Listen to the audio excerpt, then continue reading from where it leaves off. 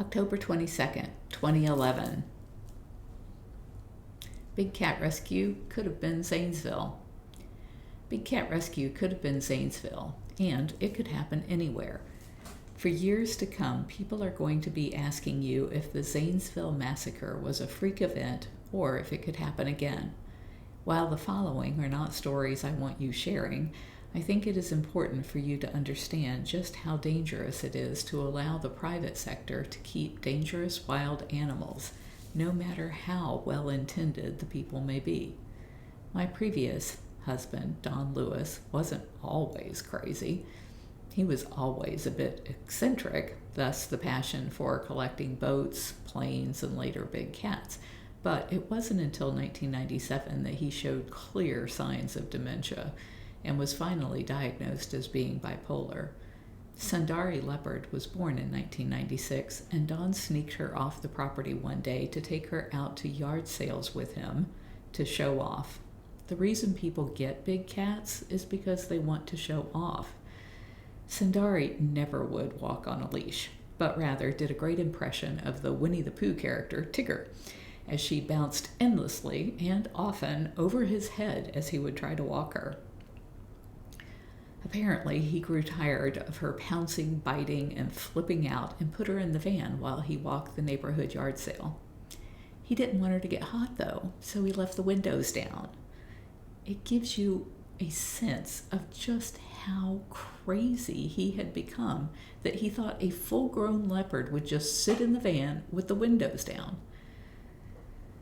I was at home and started getting calls from people saying there was a leopard running loose in their neighborhood. I didn't know Don had taken her off property, so at first I thought the first caller was hallucinating. But when there was a pattern in the same neighborhood, I began to wonder what the heck was going on.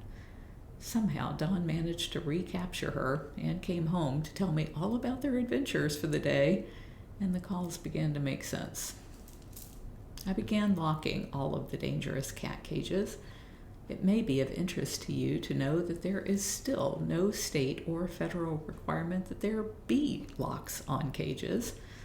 Don had a fit that I was locking him out of the cages, so I made a huge ring of keys for him that really didn't open anything. The ring was bigger than the one I carry now, and I explained to him that every cage had to have a different key. What I was counting on was that if he began trying to unlock a cage, one of the volunteers, staff, or I would catch him and divert his attention to something else. He was obviously a danger to himself, to the cats, and to the public. This worked for a while, but sometimes he would get frustrated and just take bolt cutters to the cage. You have surely noticed that there are squares cut out all over the cages that are big enough for a person to fit through, that have since been patched, but many of these were Don's handiwork. Although I was taking him to specialists and trying to figure out what was wrong with him, the fact is that it is almost impossible to protect someone from their own mental deterioration unless they do something criminal. Back in 1997, it wasn't criminal to take your leopard out for a walk in a neighborhood on a leash. Any of you who are caring for elderly parents know how hard it was to get their car keys away from them. Imagine if they owned 100+ dangerous predators, how hard it would be to keep them out of trouble. The fact of the matter is that the only people who hoard dangerous animals in their backyards are those who aren't normal to begin with. When they finally go off the deep end, tragedies like Zanesville are inevitable.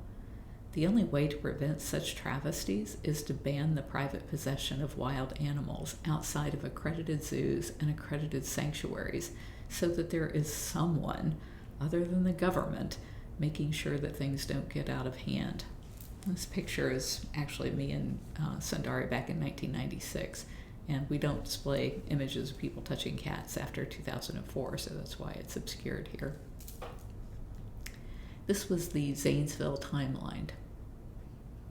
On October 18th, 2011, Terry Thompson, who had only been out of jail for 2 weeks, set free 56 lions, tigers, bears, cougars, wolves, and other wild animals. He cut the door off the cages, committed suicide, and his apparent goal was to wreak as much havoc as possible with his last actions. His horrific act of violence against the animals and the community turned out to be a catalyst for change.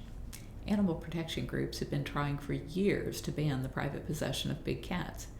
On January 6th of 2011, Ohio's outgoing Governor Strickland passed an emergency executive order to require registration of dangerous wild animals and ban criminals from possessing them. On March in 2011, the incoming Governor Kasich allowed the order to expire. On July 25, 2011, IFAW hosted 11 organizations representing 18 million supporters, including Big Cat Rescue, to come up with a three-pronged approach to end the big cat crisis. Those three prongs were to close the generic tiger loophole, to cause USDA to end cub handling due to it being a breach of the Animal Welfare Act, and a federal ban on private possession and cub handling.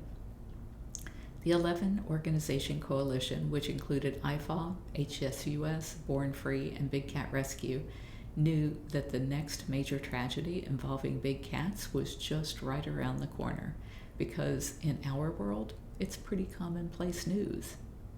On October the 18th, 2011, when law enforcement had to find and kill 18 tigers, 17 lions, 8 bears, 3 cougars, 2 wolves, and 2 monkeys, it was a 24-hour-long bloodbath that came to be known around the world as the Zanesville massacre. I'm pretty sure the first time that phrase was used was on our website. No matter where you go, when you say Zanesville massacre, people know the story. What made it so memorable was that people just could not believe that it could be legal to privately own such dangerous animals. So why is it still legal? Celebrities have a lot of power in Washington, and there are several people who have made their fortunes and found their fame by taking cute baby lions, tigers, snow leopards, and other wild animals onto talk shows. Some of the most well-known, like Jack Hanna, claim to be there with babies from the Columbus Zoo, but most of those babies are actually bred by private owners for the pay-to-play trade. Those breeders would be banned under the federal law we lobby for. The celebrities are doing all they can to thwart our progress. Media has hampered change by pandering to the romantic notion that you can touch the wild and be held out as a lion whisperer.